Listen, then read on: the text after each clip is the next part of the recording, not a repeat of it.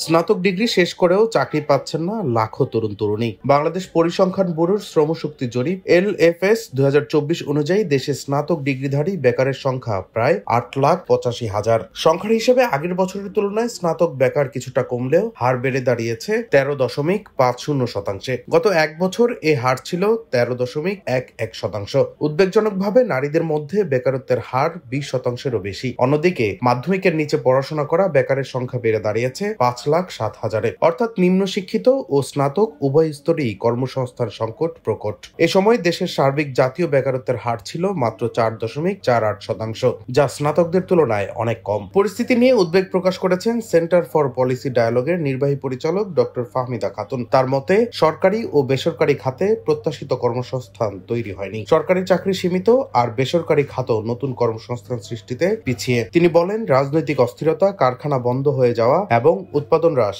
কর্মসংস্থানকে আরো সংকুচিত করেছে। ফলে জিডিপি প্রবৃদ্ধির ঘোষিত লক্ষ্য পূরণ হয়নি। তার দাবি, সরকারের প্রধান সাফল্য হলো অর্থনীতিকে পুরোপুরি ধসে পড়া থেকে রক্ষা করা, মূলনীতি কঠোর করা, ব্যাংক খাত স্থিতিশীল রাখা এবং সীমিত রিজার্ভ দিয়ে সংকট সামলানো। এসব ব্যবস্থায় অর্থনীতি টিকে আছে, কিন্তু বাস্তব সমস্যা রয়ে গেছে কর্মসংস্থানে। ডক্টর ফাহমিদার মতে, বিনিয়োগ বাড়েনি বলেই নতুন চাকরি তৈরি হয়নি। দেশি বিদেশি বিনিয়োগ না এলে কর্মসংস্থান বাড়বে না। এটাই এখন সবচেয়ে বড় বাস্তবতা। বাংলাদেশের অর্থনীতির বড় চ্যালেঞ্জ এখন কর্মসংস্থান। বিশেষজ্ঞরা বলছেন, বিনিয়োগ না বাড়লে চাকরির সুযোগও বাড়বে না। আর ততদিন পর্যন্ত স্নাতক ডিগ্রিধারী প্রায় 9 লাখ বেকার তরুণ তরুণীর স্বপ্ন অপূর্ণই থেকে যাবে।